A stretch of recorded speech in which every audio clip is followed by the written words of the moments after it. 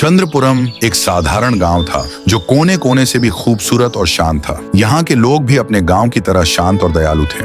वे एक दूसरे के लिए मसीहा बनकर रहते थे। मगर सूरज ढलते ही यह शांति एक डरावने सन्नाटे में बदल जाती थी। और फिर आती थी वह रात, अमावस्या की सबसे गहरी रात। और फिर उस गहन अंधेरे से निकलती थी वह अजीब भयानक आवाज। बाबूलाल जो चौकीदारी करता था, अचानक काला साया आकर उसे टकराता था और वह पलक झपकते ही गायब। अगर कोई बच्चा गलती से भी घर के बाहर निकल पड़ता तो वही काला साया आता और उसे पकड़कर अपने साथ अंधेरे में खींच ले जाता था। अमावस्या की रात को कोई भी किसान या गांव वाला जो बाहर निकलता था वह कभी लौटकर नहीं आता था।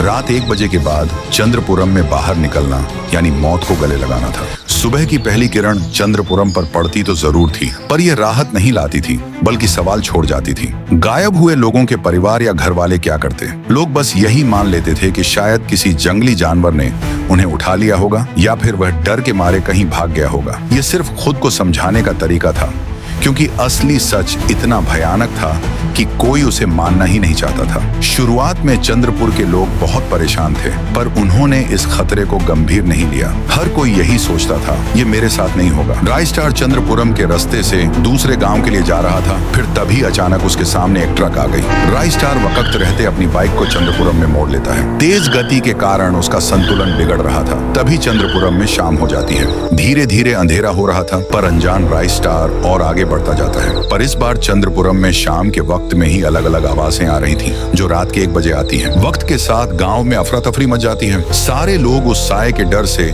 अपने अपने घर में अंदर घुस रहे थे। किसी का बदन थर थर कांप रहा था तो कोई पसीने से लथपथ था, पर फिर भी राइस्टार आगे बढ़ता जाता है। उसको काले साए के बारे में कुछ पता नहीं था। पल भर में इतनी शांति देखकर राइस्टार सोच में पड़ गया, इतनी जल्दी सब कहाँ गए? तभी एक आदमी उतर जाओ, जरा भी देर मत करो, और नीचे उतरा। वह आदमी बोला, अगर मरना नहीं है तो चलो मेरे साथ। राइस्टार बिना कोई सवाल किए उस आदमी के साथ दौड़ पड़ा। दोनों एक घर में घुसे और पुरानी खिड़की के पास रुक गए। राइस्टार कुछ समझ नहीं पा रहा था। उसने घबराए हुए आदमी से पूछा, तुम मुझे इतनी हड़बड़ी में यहाँ क्यों लाए? गांव में चल क्या रहा है? सब लोग कहाँ हैं? आदमी की आंखों में डर था। उसने कांपती आवाज में कहा, भाई ये गांव मौत का पिंजरा है। अमावस्या की रात जो भी बाहर निकलता है उसे एक काला साया उठा ले जाता है, इसलिए तुम्हें खींच लाया। सारे बाबा आए पर कोई फायदा नहीं हुआ। राइस्टार के रोंगटे खड़े हो गए। तभी बाहर से दबे पांव चलने की आवाज आई। 2 आदमी एक मरे हुए इंसान को कांधे पर लाद कर गांव के बाहर जा रहे थे। राइस्टार पेड़ के पीछे छिप गया। ये लोग लाश को कहाँ ले जा रहे हैं? उसने सोचा और उनका पीछा किया। वे दोनों एक खतरनाक जंगल में पहुंचे,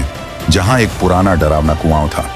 वे लाश को फेंकने ही वाले थे कि पीछे से आवाज आई, रुक जाओ। तीनों पीछे मुड़े। सामने राइस्टार खड़ा था। कौन हो तुम? लाश को यहाँ क्यों ला रहे हो? सच बताओ वरना अंजाम बुरा होगा।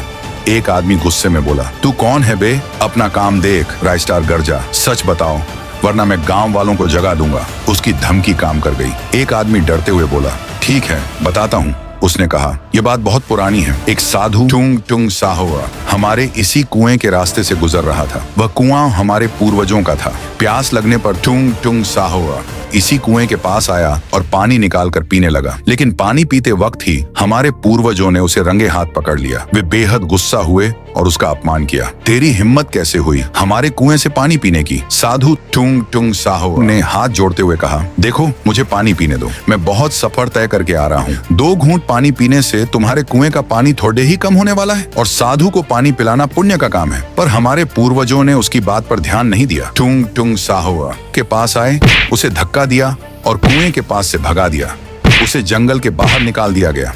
लेकिन जाते जाते टुंग साहुआ यह भयंकर शाप दे दिया, तुम्हारा यह कुआं कभी पानी नहीं मांगेगा, यह खून मांगेगा, और अगर इसे खून न मिला तो यह तुम्हारे खून का प्यासा हो जाएगा। पहले तो किसी ने उस साधु की बात को गंभीरता से नहीं लिया, लेकिन उसके कुछ ही दिन बाद हमारे गांव पर मुसीबतों का पहाड़ टूट पड़ा। खेत पूरी तरह से सूखने लगे, जमीन बंजर पड़ गई थी, व्यापार ठंडा पड़ने लगा, दुकान पर एक मच्छर तक नहीं आता था, भूख की करीब तक की नौबत आन पड़ी। घर में सब लोग बीमार पड़ने लगे। कोई खांसते खांसते दम तो ढा देता तो किसी को अचानक दिल का दौरा आ जाता।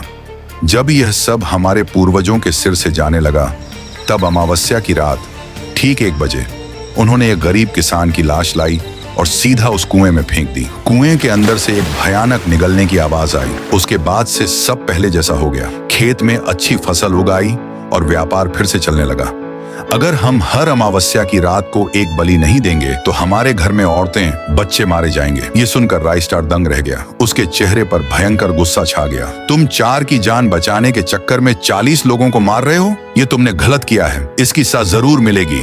राइस्टार ने तुरंत उन्हें दबोचा और गांव वालों की मदद से लॉकअप में बंद करवा दिया। वह दोनों आदमी जेल में तड़पते रहे। उसके बाद से चंद्रपुरम में शांति लौट आई। लोगों के बीच का डर खत्म हो गया और गांव के लोग खुशी से झूम उठे। लेकिन उन दोनों की बातें सुनकर ऐसा लग रहा था कि यह शाप कभी खत्म नहीं होने वाला है।